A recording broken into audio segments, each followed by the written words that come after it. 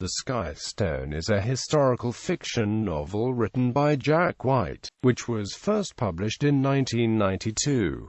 The story is told by a Roman officer called Publius Varrus, who is an expert blacksmith as well as a soldier. In the early 5th century, amid the violent struggles between the people of Britain and the invading Saxons, Picts and Scots, he and his former general Caius Britannicus forged the government and military system that will become known as the Round Table, and initiated a chain of events that will lead to the coronation of the High King known as Arthur.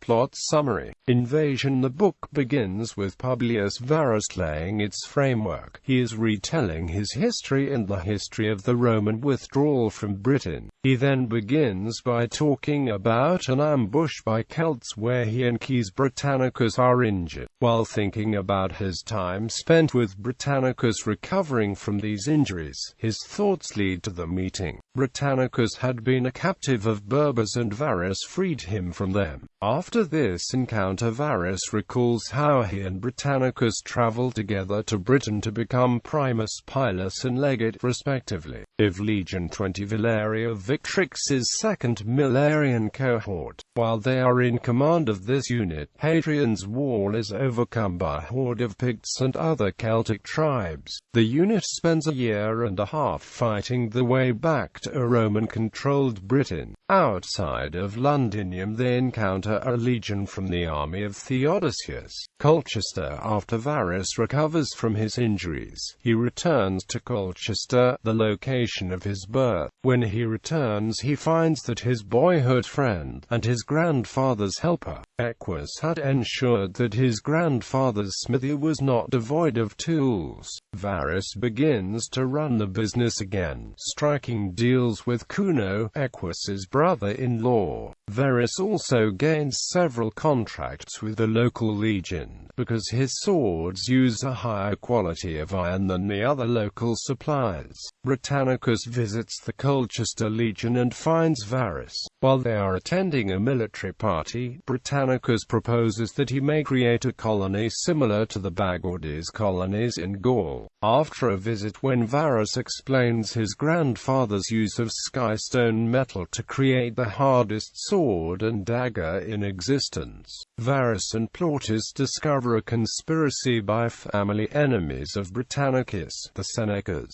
Another encounter with the Senecas follows several years later as Varrus and Plautus interfere with the youngest of the Seneca brothers. Their encounters ends with Varrus beating the brother up and carving a V into his chest. The attack leads to a massive manhunt by the military because the youngest Seneca had connections with the emperor and the military hierarchy. Because of the persistent nature of the search and a conviction that the eldest brother, Primus, would eventually figure out who his brother's attacker was, Varrus flees Colchester. First heading to Verulamium, he beds Equus's sister, Phoebe, who had previously bedded him for the first time since his injury. Further he leaves for Aquasulus, where Britannicus owns a villa. Westering on the road to Aquasulus, Varrus encounters several bandits who attempt to murder him. He later, after another assassination attempt, finds out that these men had been hired by the Senecas. He finally arrives in Aquasulus and encounters Britannicus's brother-in-law Quintus Varro.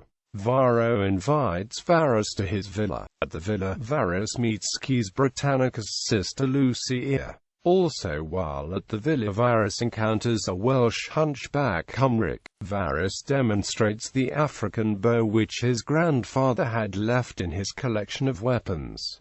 Lucia and Varrus return to the Britannicus villa, while the Lucia introduces him to a druid who has knowledge of meteor shower that coincides with when Varrus the Elder discovered his Skystone. The local people had called this the return of dragons, a local myth that had revolved around covert smelting and metal working by the Pendragons, a local tribe. The druid leads Lucia and Varrus to the location where a number of cattle had been killed during that same night. There they find impact craters and a lake unknown to the druid. On a return trip from the site, the party gets caught in the dark during a downpour. The druid leads them to a hamlet where they take shelter in a cottage, while the Lucia and Varrus express a growing interest in each other and agree to marry each other. The Dragon's Nest. Varrus finds 7 Skystones in the valley, all marked by donut-shaped impact craters. He digs all of them up, but they are all small, and Varrus does not think that these are large enough for the cataclysm that happened to the cattle. Meanwhile, Caius Britannicus returns to the villa. Upon his arrival, he expresses his approval of Varrus and Luceria's wedding. Invitations are sent out and a number of individuals soon begin arriving, among which is Equus with Varrus smithing materials from Colchester. Also among the arrivals is Bishop Ulrich, who, along with a military friend Antonius Cicero, tell Varrus of Phoebe's death by the hands of Caesarius Seneca, the youngest Seneca.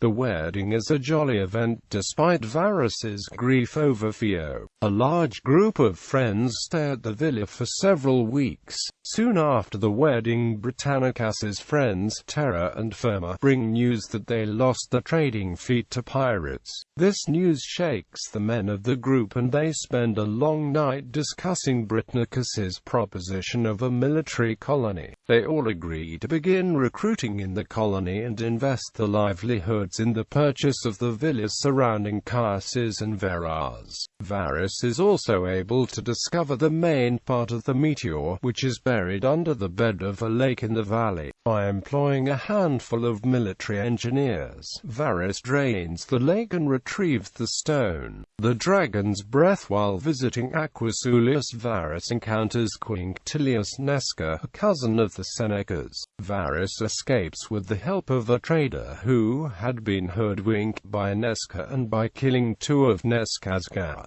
The man mysteriously dies during Varrus' escape. While he escapes, Varrus also learns that Seneca had returned to Britain. Varrus places him under surveillance and soon hatches a plot which he carries through to kill Seneca. Meanwhile, agents of the king of the Pendragon clan, Ulrich, approaches Britannicus and entreats him for a meeting between the two leaders. They meet and after some vocal sparring the two agree to a protective alliance between the two regional powers as Britons. Soon after, Bishop Ulrich passes through the region again, telling the colonists, they now called themselves such, that Frankish cavalry was now running rampant in parts of the empire, and that the political tensions were rising. Also, Ulrich brings news of Caius's son Pictus, who was now aligned with the Roman emperor in Constantinople, and the new military commander Stilicho, who favored the use of heavy cavalry. In the final chapter, Varrus reveals that he was able to smelt his Skystone and casts a statue of the Celtic goddess Coventina, who Varrus names the Lady of the Lake. Characters: Publius Varrus, a Roman soldier whose exploits have earned him the rank of Primus Pilus in the Valeria Victrix of the XX Legion of the Roman army. Though initially he was stationed on the North African coast, he was given permission to return to Britain, the land of his birth. His grandfather, Varrus the Elder, taught his namesake about all the intricacies of being a master smith. Caius Britannicus, also a native of Britain and commander of a division Valeria Victrix. He is an upper-class Roman and Varrus's commanding officer. Equus, boyhood friend of Varrus and business partner in the New Forge. Plautus, a senior centurion stationed in the fort near Colchester. He and Varrus had been friends while they were stationed at a post in Africa and renewed the friendship when they meet in Colchester. Bishop Ulrich, a Christian bishop who is unhappy with the churches and Rome's ostentatious livelihoods. He tries to incorporate the Celtic artistic traditions, such as the Celtic knot, into Christian symbolism in order to make Christianity more accessible to the local Britons. He commissions Varrus to make silver crosses in this style. Quintus Varro, a neighboring farmer and close friend of the Britannicus family. Lucia Britannicus, the sister of Caius Britannicus. She is portrayed by Varro as being extremely manly in temperament. However, Varus soon finds out she is gorgeous. She, however, has taken on a more independent temperament because she has lost 2 husbands, so has had to manage her life as well as Caius's estates. Style. Instead of using proper Latin names for terminology, Whyte anglicizes many of the terms. For example, cohors miliaria is consistently termed a miliarian cohort. The text takes the form of an autobiographic memoir written as the information appears in the mind of Varus, not as it appears chronologically. In the first book, the time jumps from the present to the time when Britannicus and Varus are injured, to when they met in Africa, back to the present, to retelling the Celtic breach of Hadrian's Wall, back to the time when they were injured, back to the present. Because of this, often conversation and events will be glossed, while at other times the use of dialogue is common. Each of the first 3 books of the novel involves an erotic encounter between Varus and a sister of one of his friends.